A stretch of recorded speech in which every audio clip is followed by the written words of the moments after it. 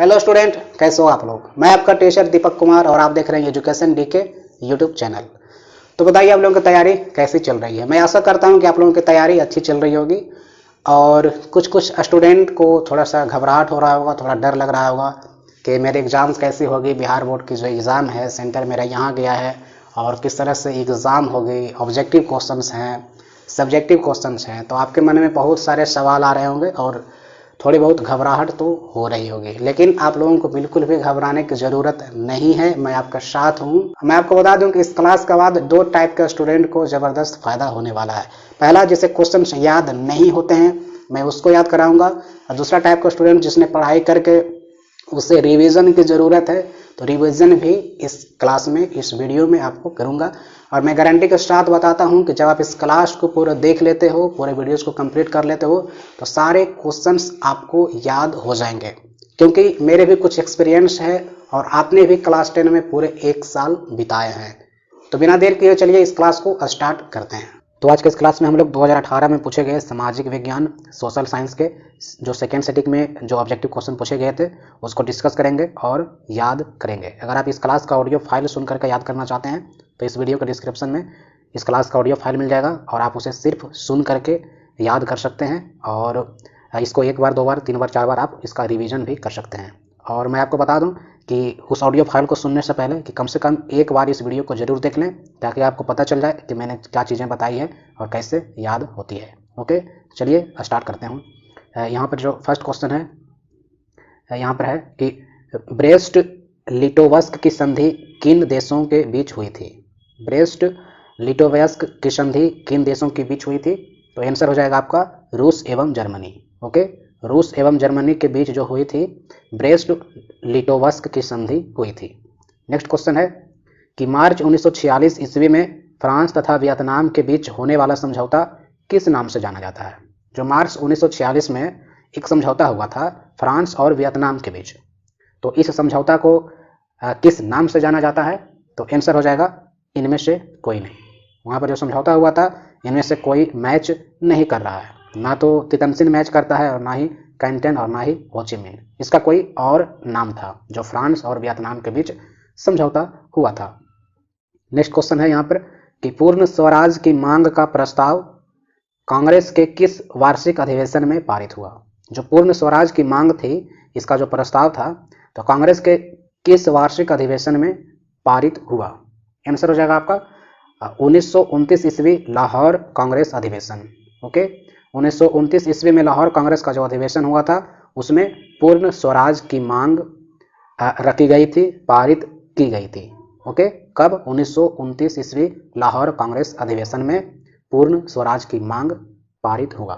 Okay, next question है यहाँ पर कि वल्लभ भाई पटेल को, जो वल्लभ भाई पटेल थे, उनको सरदार की उपाधि किस किसान आंदोलन के दौरान दी गई।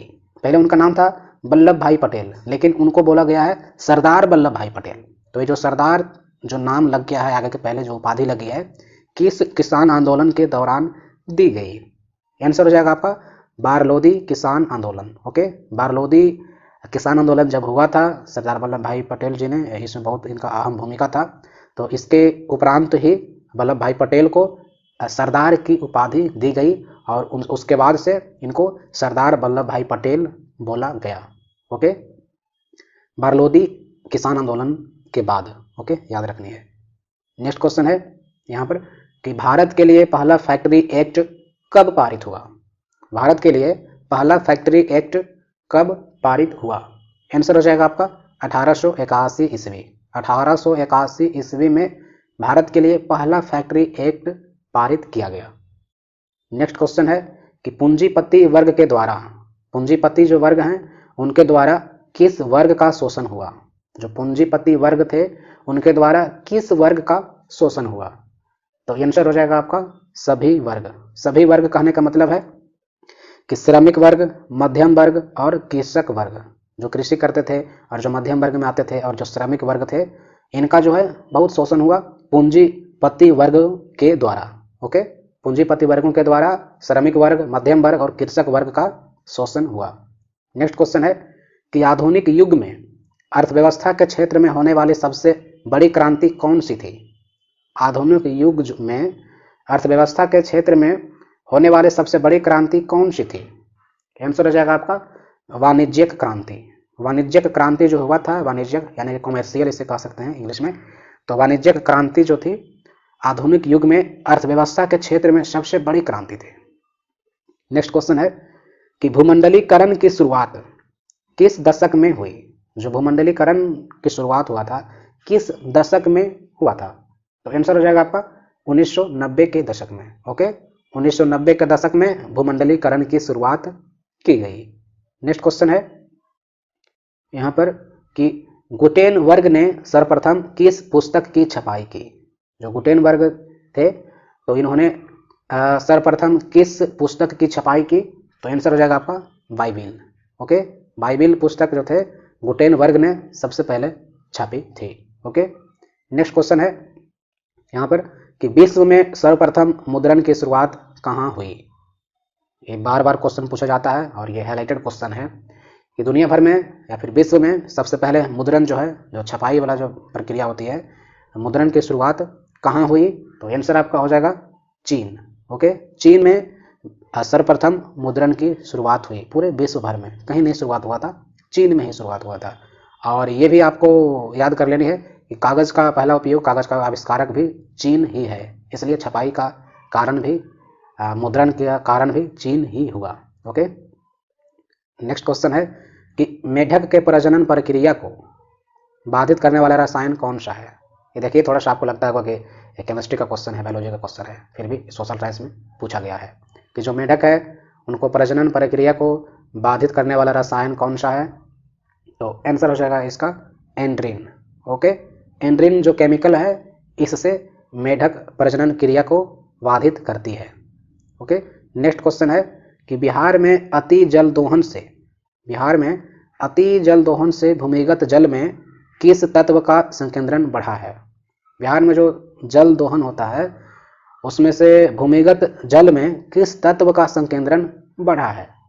तो आंसर हो जाएगा इसमें आर्सेनिक। ओके, आर्सेनिक तत्व जो है बिहार के जल दोहन से जल में तत्व का संकेंद्रण बढ़ा है। नेक्स्ट क्वेश्चन है आपका यहाँ पर कि संविधान की धारा 21 का संबंध है, जो संविधान है उसका जो धारा 21 है तो उसका संबंध किससे है? तो आंसर हो जाएगा यहाँ पर वन्य जीवों तथा प्राकृतिक संसाधनों के संरक्षण से। ओके, वन्य जीवों तथा प्राकृतिक संसाधनों के संरक्षण के लिए संविधान में धारा 21 में इसका व्याख्या किया गया है। संविधान की धारा 21 में किसका व्याख्या है या फिर किससे संबंधित है? तो वन्य जीवों तथा प्राकृतिक संसाधनों के संरक्षण से। ओके, नेक्स्ट क्वेश्चन है, मैं आपको बता दूं इधर करके, चलिए इस तरह से। ओके, चलिए अब सही है। तो है यहाँ पर कि बिहार में कितने प्रतिशत भौगोलिक क्षेत्र में वन का फैलाव है? जैसे बिहार हमारा देश, बिहार जो राज्य है इसमें कितने परसेंट में जो है भौगोलिक क्षेत्र में वन का फैलाव है? वन कितने क्षेत्र में फैला हुआ है? तो आंसर हो जाएगा आपका 7%। आप देख रहे हैं 7% जो पूरे बिहार है, पूरे बिहार राज्य में 7% वन है। ओके, थोड़ा सा वन यहाँ पर कम नजर आ रहा है, 7% में जंगल है पूरे बिहार राज्य में। नेक्स्ट क्वेश्चन है यहाँ पर कि एल्यूमिनियम बनाने के लिए किस खनिज की आवश्यकता पड़ती है? एल्यूमिनियम जो बनाया जाता है तो उसके लिए किस खनिज की आवश्यकता पड़ती है? आंसर हो जाएगा आपका बॉक्साइट। ओके, बॉक्साइट जो है, बॉक्साइट का आवश्यकता पड़ता है जब एल्यूमिनियम बनाया जाता है। ओके, नेक्स्ट क्वेश्चन है कि भारत में किस राज्य में सौर ऊर्जा के विकास की सर्वाधिक संभावनाएं हैं? आप समझ लीजिएगा, बहुत सिंपल क्वेश्चन है, सिर्फ आपको समझने होंगे कि भारत जो है, तो भारत में किस राज्य में जो सौर ऊर्जा है, सोलर प्लेट वाला, सौर ऊर्जा के विकास की सर्वाधिक संभावनाएं कहाँ है? सौर ऊर्जा सबसे ज़्यादा एनर्जी कहाँ देता है, सबसे ज़्यादा फायदा कहाँ होगा? तो आंसर हो जाएगा आपका राजस्थान। राजस्थान इसलिए क्योंकि यहाँ पर धूप बहुत ज़्यादा होता है, यहाँ पर बलुवाई क्षेत्र होती है, यहाँ पर धूप बहुत ज़्यादा होता है, गर्मी बहुत ज़्यादा पड़ती है, इसलिए यहाँ पर सौर ऊर्जा जब आप लगाएंगे, सोलर प्लेट लगाएंगे तो वहाँ पर ज़्यादा सर्वाधिक विकास देखी जाएगी। तो सौर ऊर्जा के लिए कौन सा राज्य बेटर है? राजस्थान। नेक्स्ट क्वेश्चन है कि निम्नलिखित में से कौन छोटे पैमाने का उद्योग है? यानी निम्नलिखित में से कौन छोटे पैमाने का उद्योग है? तो आंसर हो जाएगा आपका खिलौना उद्योग। खिलौना उद्योग जो है छोटे पैमाने का उद्योग है। अब बाकी जो लिखा गया है चीनी उद्योग, कागज उद्योग और विद्युत उपकरण उद्योग, ये सब बड़े पैमाने का उद्योग है, लेकिन खिलौना उद्योग छोटे पैमाने का उद्योग है। नेक्स्ट क्वेश्चन है कि देश में कितने विशेष आर्थिक क्षेत्र विकसित है। देश में कितने विशेष आर्थिक क्षेत्र विकसित है, तो आंसर हो जाएगा आपका 7 आर्थिक क्षेत्र। ओके, 7 हो जाएगा कि देश में 7 विशेष आर्थिक क्षेत्र विकसित है। नेक्स्ट क्वेश्चन है, मैं यहाँ पर इस तरह से एडजस्ट कर दिया, और इसको आप देखिए कि बिहार की सीमा में रेल मार्ग की कुल लंबाई कितनी है। जो बिहार की सीमा है उसमें रेल मार्ग की कुल लंबाई कितनी है, तो आंसर हो जाएगा 6283 किलोमीटर। ओके, 6283 किलोमीटर बिहार की सीमा में रेल मार्ग की कुल लंबाई है। ओके, रेल मार्ग की कुल लंबाई बिहार की सीमा में कितनी है, तो 6283 किलोमीटर।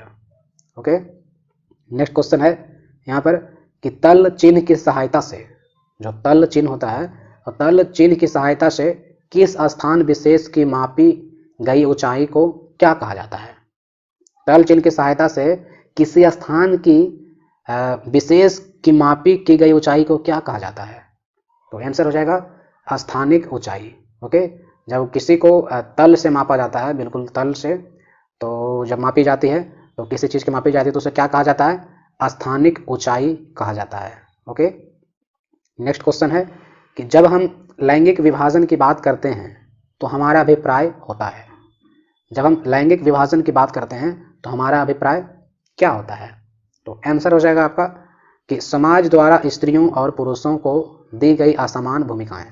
ओके, जब हम लैंगिक विभाजन करते हैं, स्त्री को अलग और पुरुष को अलग जब करने की बात करते हैं, तो इसका अभिप्राय क्या होता है कि जो समाज है, तो समाज द्वारा स्त्रियों और पुरुषों को दी गई असमान भूमिकाएं। ओके, आपको ऑप्शन देख करके इस तरह से याद कर लेनी है।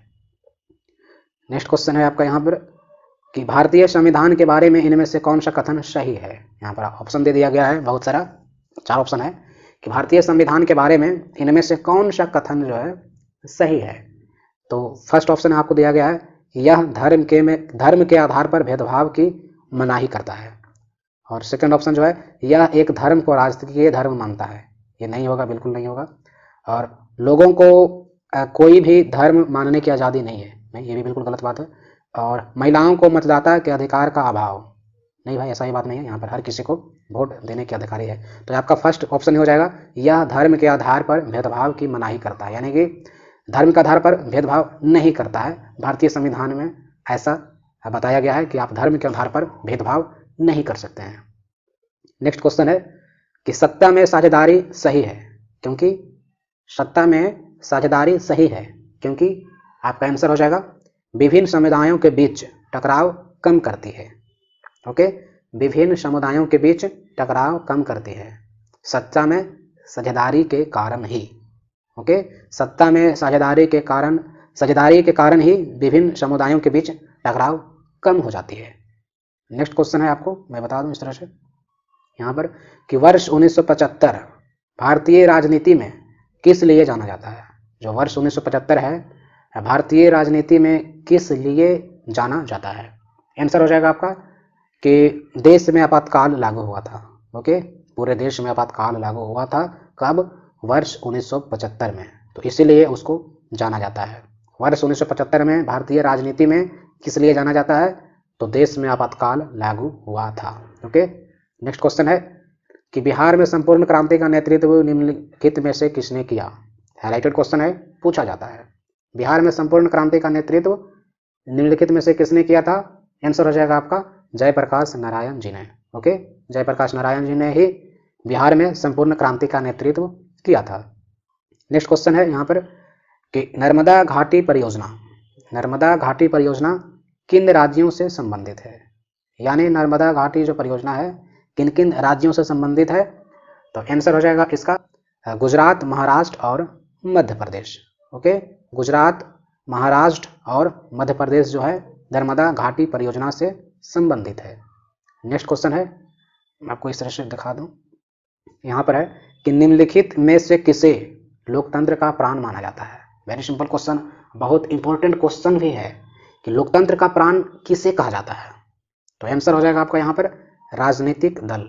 ओके, राजनीतिक दल को लोकतंत्र का प्राण कहा जाता है? क्योंकि राजनीतिक दल नहीं रहेगा तो लोकतंत्र जो चल रहा है, इस तरह से भारत में लोकतंत्र जो चल रहा है नहीं हो पाएगा, असंभव है। ओके, तो लोकतंत्र का प्राण किसे कहा जाता है? राजनीतिक दल को।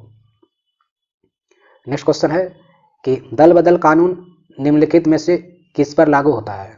जो दल बदल कानून है निम्नलिखित में से किस पर लागू होता है? तो आंसर हो जाएगा आपका सांसदों और विधायकों पर। ओके, सांसदों और विधायकों पर दल बदल कानून लागू होता है। नेक्स्ट क्वेश्चन मैं आपको बता दूं, इस तरह से करके एडजस्ट करके, चलिए सबसे ऊपर आ जाओ यार, चलिए अब सही है। ओके, यहाँ है कि जनदल यूनाइटेड पार्टी का गठन कब हुआ? जो जनता दल पार्टी है, जनता दल यूनाइटेड पार्टी, इसका गठन कब हुआ? तो आंसर हो जाएगा आपका यहाँ पर 1999। Okay, Janata Dal United party का गठन 1999 में हुआ। नेक्स्ट क्वेश्चन है कि निम्न में से कौन अर्थव्यवस्था के प्राथमिक क्षेत्र में सम्मिलित हैं? निम्न में से कौन अर्थव्यवस्था के प्राथमिक क्षेत्र में सम्मिलित है? तो आंसर हो जाएगा आपका कृषि क्षेत्र। जैसा कि मैंने आपको पहले ही बता चुका था कि प्राथमिक क्षेत्र किसे कहा जाता है? कृषि क्षेत्र को। द्वितीय क्षेत्र किसे कहा जाता है? औद्योगिक क्षेत्र को। तृतीय क्षेत्र किसे कहा जाता है? सेवा क्षेत्र को। ओके, इस तरह से आपको सारे याद करने हैं। पहला प्राथमिक क्षेत्र कृषि क्षेत्र, द्वितीय क्षेत्र औद्योगिक क्षेत्र, तृतीय क्षेत्र सेवा क्षेत्र। इस तरह से आपको याद कर लेनी है। नेक्स्ट क्वेश्चन है यहाँ पर कि किस देश की प्रति व्यक्ति आय अधिक होती है? सॉरी, जिस देश की प्रति व्यक्ति आय अधिक होती है वह देश कहलाता है क्या? यानी कि जिस देश की प्रति व्यक्ति आय अधिक होती है वह क्या कहलाता है? आंसर हो जाएगा इसका विकसित। ओके, वे देश विकसित कहलाते हैं जिस देश की प्रति व्यक्ति आय अधिक होती है। प्रति व्यक्ति आय का मतलब जो एक एक आदमी का जो इनकम होता है, एक एक आदमी का इनकम अगर सबसे ज़्यादा होगा तो उस देश का जो नाम है विकसित देश में आएगा, उस देश को विकसित कहा जाएगा, क्योंकि हर एक व्यक्ति का जो इनकम है अधिक है। वही यहाँ पर बोला जा रहा है कि प्रति व्यक्ति आय अधिक होती है तो उस देश को विकसित देश कहा जाता है। ओके, नेक्स्ट क्वेश्चन है कि बिहार के किस जिले की प्रति व्यक्ति आय सर्वाधिक है? बहुत इंपॉर्टेंट क्वेश्चन है और हम लोगों को बिहार से भी डायरेक्ट हिट कर दिया भाई कि बिहार के किस जिले की प्रति व्यक्ति आय सर्वाधिक है? तो आंसर हो जाएगा आपका क्या दिया हुआ? पटना का। ओके, आपका जो है पटना भी होगा और पटना होना भी चाहिए। पटना जो है कि बिहार की राजधानी है, तो जो पटना है और पटना की जो प्रति व्यक्ति आय है सबसे अधिक है। यहाँ लोगों का जो पर्सनल इनकम जो है अधिक होता है पटना का। अगर बिहार की बात की जाए तो पटना का सर्वाधिक प्रति व्यक्ति आय है। नेक्स्ट क्वेश्चन है, और एक बात और बता दूं कि अगर बिहार का बात किया है तो पटना का। ओके, और अगर पूरे देश में बात किया जाए सबसे ज़्यादा प्रति व्यक्ति आय कहाँ का है तो आपको याद कर लेना है गोवा का। ओके, गोवा का पूरे इंडिया में सबसे ज़्यादा प्रति व्यक्ति आय होता है। ओके, नेक्स्ट क्वेश्चन है कि भारत का केंद्रीय बैंक कौन सा है? वेरी सिंपल क्वेश्चन, कई बार पूछा जा चुका है, आपको याद कर लेनी है। भारत का केंद्रीय बैंक कौन सा है? आंसर हो जाएगा आपका reserve Bank of India. Okay, reserve Bank of India जो है भारत का केंद्रीय बैंक है। जो पैसा छापता है, मुद्रा छापती है, नोट छापती है, यही बैंक छापती है। रिजर्व बैंक ऑफ इंडिया ही नोट छापती है, पैसा छापने का काम करती है। नेक्स्ट क्वेश्चन है, यहाँ पर आपको इस तरह से बता दूं कि व्यावसायिक बैंकों का सर्वप्रथम राष्ट्रीयकरण कब किया गया था? व्यावसायिक बैंक जो है सर्वप्रथम राष्ट्रीयकरण कब किया गया था? तो आंसर हो जाएगा आपका 1969 ईस्वी में। ये क्वेश्चन भी कई बार पूछा जा चुका है, आपको याद कर लेनी है। व्यावसायिक बैंकों का सर्वप्रथम राष्ट्रीयकरण कब किया गया? 1969 ईस्वी को। नेक्स्ट क्वेश्चन है कि ऊर्जा के मुख्य स्रोत क्या है? ऊर्जा जो मिलती है उसका मुख्य स्रोत क्या है? आंसर हो जाएगा कोयला। यहाँ पर जो ऑप्शन दिया गया है कोयला जो है कि राइट आंसर हो जाएगा। ओके, कोयला जो है ऊर्जा का मुख्य स्रोत है। नेक्स्ट क्वेश्चन है कि इनमें से कौन सी बहुराष्ट्रीय कंपनी है? इनमें से कौन सी बहुराष्ट्रीय कंपनी है? तो आंसर हो जाएगा आपका इनमें से सभी। ओके, इनमें से सभी कहने का मतलब है कि Ford Motor, Samsung, Coca Cola, ये सब जो है कि बहुराष्ट्रीय कंपनी है। बहुराष्ट्रीय कंपनी कहने का मतलब है कि इनका जो विस्तार है इंडिया में भी है, इंडिया से बाहर, यानी कि सारे जगह में, सारे देशों में इसका विस्तार है, इसलिए ये सब कंपनी को बहुराष्ट्रीय कंपनी कहा जाता है। नेक्स्ट क्वेश्चन है कि उपभोक्ता अधिकार दिवस कब मनाया जाता है। उपभोक्ता अधिकार दिवस कब मनाया जाता है। क्वेश्चन कई बार रिपीट हो चुका है, मैंने बहुत बार आपको बताया जा चुका हूँ। उपभोक्ता अधिकार दिवस कब मनाया जाता है, 15 मार्च को। Okay, right answer. Next question है कि यदि किसी वस्तु या सेवा का मूल्य 20 लाख से अधिक तथा 1 करोड़ से कम है तो उपभोक्ता कहाँ शिकायत कर सकता है। आप समझ रहे हैं, चलिए मैं इसको डिटेल में बताता हूँ ऊपर करके। ओके, यदि किसी वस्तु का सेवा का मूल्य 20 लाख से अधिक तथा 1 करोड़ से कम है तो उपभोक्ता कहाँ शिकायत कर सकता है। आंसर हो जाएगा राज्य आयोग में। अगर आप कोई सामान खरीदते हैं और जिसकी कीमत जो है 20 लाख से अधिक है और 1 करोड़ से कम है, उस वस्तु का जो कीमत है 1 करोड़ से कम है, और कुछ अगर प्रॉब्लम होती है, कुछ समस्या आती है, दुकान वाले नहीं सुनते हैं, आपको सर्विस नहीं अच्छा दे रहे हैं, तो आप कहाँ शिकायत कर सकते हैं। तो राज्य आयोग में डायरेक्ट आप शिकायत कर सकते हैं। ओके, और इसमें 20 लाख से कोई वस्तु भी हो जाता है या फिर कोई सेवा भी हो सकता है। ओके, अगर आपका कोई सर्विस है और सर्विस में बहुत सारा चीज़ है, किसी चीज़ का बुकिंग किए हैं या फिर और भी बहुत सारा चीज़ है सर्विस का, तो किसी से आप सेवा ले रहे हैं और उसका कीमत जो है 20 लाख से लेकर के 1 करोड़ के बीच है और उसमें कुछ समस्या आती है और कोई सुनता नहीं आपको, तो आप सीधे राज्य आयोग में इसका कंप्लेन शिकायत दर्ज करवा सकते हैं। नेक्स्ट क्वेश्चन है आपका यहाँ पर कि सुनामी का प्रमुख कारण है। वेरी सिंपल क्वेश्चन, मैंने कई बार आपको बता चुका है। सुनामी का प्रमुख कारण क्या है, तो आंसर हो जाएगा आपका समुद्र में भूकंप का आना। जब समुद्र में भूकंप आता है तो उसे सुनामी कहा जाता है। समुद्र का मतलब सुनामी से है, और सुनामी समुद्र में हलचल भी कुछ होगा, ज़्यादा होगा, तो ये सुनामी से ही मतलब रखता है। तो सुनामी का प्रमुख कारण क्या है, समुद्र में भूकंप आना। ओके, नेक्स्ट क्वेश्चन है कि भूकंप केंद्र के ऊर्ध्वाधर पृथ्वी पर स्थित केंद्र को क्या कहा जाता है। भूकंप केंद्र के ऊर्ध्वाधर पृथ्वी पर स्थित केंद्र को क्या कहा जाता है। तो और इस क्लास में आपको कुछ भी प्रॉब्लम होता है तो आप हमें कमेंट करके जरूर पूछें और इस चैनल को सब्सक्राइब कर लें ताकि आपको हमेशा ऐसे वीडियोस मिलती रहे। मैं आपके साथ पूरे एग्जाम तक आपके साथ बना हुआ रहूंगा। मैं ऐसे ही वीडियोस आप तक पहुंचाते रहूंगा। पर्सनल कॉन्टैक्ट के लिए आप हमें इंस्टाग्राम पर फॉलो कर सकते हैं, दीपक कुमार 00123।